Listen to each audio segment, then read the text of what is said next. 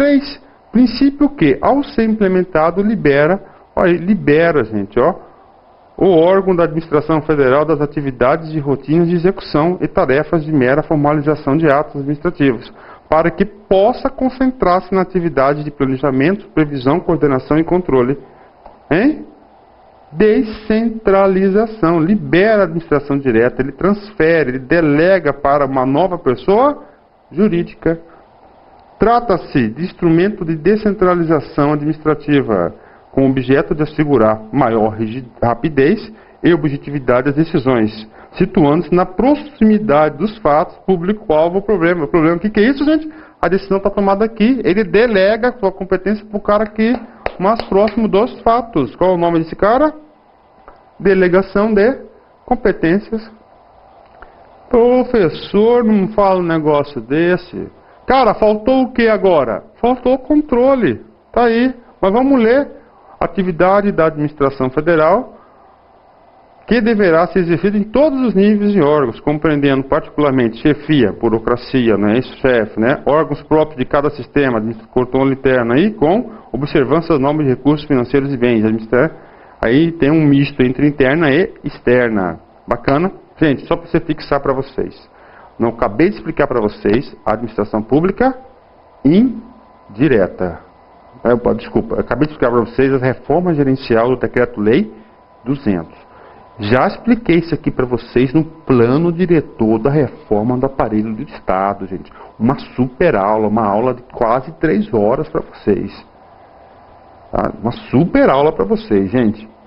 Então aqui fiz um resuminho para diferenciar a reforma, o primeiro movimento de reforma para o segundo movimento de reforma no Brasil, que foi ocasionado pela Emenda 19. Primeiro, descentralização administrativa através de delegação de autoridade aos administradores públicos transformados em gerentes crescentemente autônomos, ou seja, contrato de gestão, artiguinho 37, parágrafo 8º da Constituição. Descentralização política. O que é isso, gente? É transferir o poder político de execução para os níveis regionais, que estaduais, e locais, que são os municipais. Achatamento organizacional. Gente, achatamento organizacional, o que é isso? É a horizontalização. Não há verticalização. Nesse ponto aqui, gente, tem muita semelhança com o Decreto-Lei 200 de 67, viu, gente? De novo, muita semelhança no que princípio? Delegação de competência. Não é isso? Diminui os níveis. Desconcentração organizacional, também tem a ver com a delegação, né, gente? O que é desconcentração? No próprio órgão não cria novas formas de pessoa jurídica. Na descentralização administrativa, ele pode criar algumas pessoas jurídicas. Por exemplo, gente, agências reguladoras, OS e assim por diante. Ok? Confiança limitada. E não desconfiança total da burocracia. Ou seja, está baseada essa reforma gerencial na burocracia, não combate. Tá? Ela vai estar alicerçada em cima da burocracia, vem a gerencial para dar eficiência à administração burocrática. Controle por resultados a posteriori, ao invés do controle rígido passo a passo de processos administrativos. Foco na onde? No povo, na sociedade, no cidadão. Não, inverso. Aqui são coisas características próprias do que, gente? Do sistema gerencial. Profissionalização da alta burocracia. Gente, alta burocracia. O que eu falei para vocês aí? Que o Bresser Pereira falou que o Decreto-Lei 200 não criou uma alta burocracia, ou seja, técnico de altíssimo nível para atuar aonde? No núcleo estratégico do Estado para dar sustentabilidade, continuidade e para cumprir a sua efetividade, que é satisfazer as necessidades da sociedade. E claro, esse novo Estado gerencial preconizado tem o quê? Um controle social, a accountability. Além do controle social, ele chama a sociedade para ser parte do Estado. Né?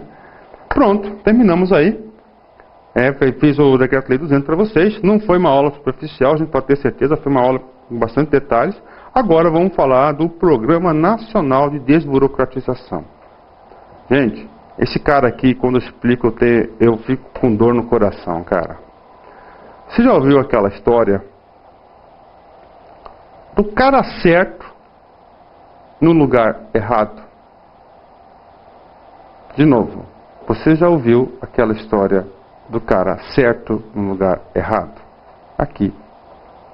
Professor, eu não entendi, cara. Aqui, isso aqui que fizeram, gente, com todo o respeito que eu tenho a essa pessoa, o nosso maior burocrata que nós conseguimos formar, mas burocrata da burocracia weberiana, profissional, etc, etc. O maior burocrata que nós conseguimos formar, o nosso grande Hélio Beltrão, para ser o ministro da desburocratização. De novo, o maior burocrata que nós criamos para ser o ministro da desburocratização. O que você acha, gente, que vai acontecer? Não vai dar certo. Queimou o cara, queimou o cara. Para se redimir dessa injustiça com esse cara, criaram-se o prêmio Hélio Beltrão da administração pública. Na minha opinião, é o prêmio que tem maior símbolo de mérito do administrador público. O professor Luiz Antônio já participou desse projeto, desse prêmio. Em duas ocasiões. No primeiro projeto, meu projeto não foi selecionado. Na segunda ocasião, o projeto foi selecionado, mas nós não fomos premiados. Mas a nossa hora vai chegar. Tá certo? Estou desenvolvendo um projeto agora, onde eu estou nas atividades, e esse projeto vai ser objeto para concorrer ao prêmio do professor Hélio Beltrão. Se Deus quiser. Gente, vamos lá. Primeiro, eu gosto de falar a linguagem popular, né? Quanto mais você complica na linguagem, mais o aluno se dificulta a entender. Cara, aqui, o que acontece? Vamos ver se tem um slide em branco aqui. Não tem. Gente, o que acontece aqui, cara? O governo militar chegou em 67, dividiu a administração direta e indireta. A direta ficou em segundo plano e a direta bombou, cresceu. Cara, sabe o que aconteceu? O regime militar começou a perder o controle do aparelho do Estado porque ele ficou muito grande, não tinha instrumentos de controle. Começou o quê? A perder o controle. Ele começou a perder o controle, gente. Então ele cria um dos princípios, gente, um dos motivos para criar o Ministério da Desburocratização foi isso, passar o Estado o quê? A ter controle, ó, aqui, frear a excessiva expansão da administração pública indireta. Vou até completar em tempo real para você aqui, gente, ó. A administração pública indireta, que mais criaram eram o quê? Indireta, eram empresas públicas. Empresas públicas, sociedade de economia mista, todas essas tipos. Segundo motivo, gente, do Programa Nacional de Burocratização. Gente, você concorda comigo que a burocracia, ela afasta as pessoas do Estado? Você vai em qualquer secretaria de Estado para solicitar um serviço público, cara. O cara te pede 20 documentos. Esses 20 documentos vai afastando as pessoas do próprio serviço. Então diz o seguinte: eu quero aproximar o povo do Estado. Isso é inédito. Foi a primeira vez, é inédito. Então isso é a intenção. Estou colocando só a intenção dos caras lá para criar isso. Então o que eles fizeram, né? Eles criaram o Programa Nacional de Desburocratização, que logo depois, esse cara aqui ganhou corpo, criaram um ministério chamado Ministério da Desburocratização. Caiu na provinha de vocês, Hélio Beltrão. Hélio Beltrão foi quem? Foi o ministro do Ministério da Desburocratização. Gente, caiu Hélio Beltrão, opa, o cara quer, a pergunta aqui é sobre o Ministério da Desburocratização. Então ele queria desburocratizar. Meu, fala comigo aí, cara, papo reto comigo. E o DASP aqui? Agora a cova dele já está lá embaixo, né? Desburocratização. Gente, é uma ideia fantástica, fantástica. O que ele queria aqui? Aproximar o Estado da sociedade e queria controlar a administração. Tá? Gente, um ideal de reforma maravilhoso. Gente, só pelo lapso temporal. Deu certo? Claro que não. Aliás, todas essas aqui, gente, são tentativas de reforma. Nenhuma foi 100% concluída e bem sucedida. Tá? Única coisa que eu expliquei para vocês que foi bem sucedida e deu certo foi o quê? Foi lá o isolamento burocrático. Isolamento burocrático. Mas não foi considerado reforma porque não agregou valor. Bacana? Agora, por que não deu certo? Mas esse cara aqui, cara, foi uma maior jogada de marketing político que eu conheço. Agora nós vamos desburocratizar. Rapaz, isso aqui houve uma aprovação da opinião pública gigantesca, porque nós somos vítimas da burocracia. Quando você simplifica os processos, você passa a ter acesso aos serviços públicos, você fica feliz. Então foi uma grande estratégia de marketing do regime militar. Para mim foi a maior de todos que eu conheço no Brasil. Bacana? Entendeu os ideais por cima da reforma? Agora vamos aos detalhes. Visava a simplificação de processos, documentos e atos? Sim. Eliminação de informações necessárias? Sim. Mas, isso, gente, até hoje nós precisamos fazer isso. Diretrizes do plano. Olha só. Queria aproximar o Estado e a sociedade através da simplificação de procedimentos e prestação dos serviços públicos. Ó. Valorização do cidadão enquanto principal beneficiário dos serviços públicos. Ó, a mudança de foco, gente. Professor, esse cara aqui foi burocrático ou gerencial? Rapaz, esse aqui foi gerencial. Isso aqui veio o quê? Reforçar o Decreto-Lei 200. O Decreto-Lei 200 foi a primeira tentativa. Bacana, ele veio reforçar. E, claro, o quê? O governo militar ficou desesperado. Pô, perdi o controle, agora eu não mando mais. Então ele queria o quê? Frear a excessiva expansão da administração pública indireta que foi estimulada pelo Decreto-Lei 200. Estimulou o quê? Olha só. Qual foi o remédio, gente? Pensa comigo. Você quer o quê? Você quer frear o crescimento das empresas indiretas. O Estado não é desenvolvimentista? Se o Estado é desenvolvimentista, ele faz o seguinte. Simples. Não criando o quê? Novas entidades da administração indireta. Mas, professor, e aí? Vai ficar sem? Claro que não. Agora, ao contrário de você criar a empresa, você vai pegar o dinheirinho do governo, emprestar com subsídios, estimular empresas nacionais privadas a executar o serviço. Ok? E passa o que? Para o setor privado. Certo? Certo. Ok, legal. Gente, ok, vamos lá. Vamos aqui, concluindo aqui essa matéria aqui. Olha só. Ministério da Desburocratização. Vem para quê? Vem para simplificar a vida das pessoas. Não é isso?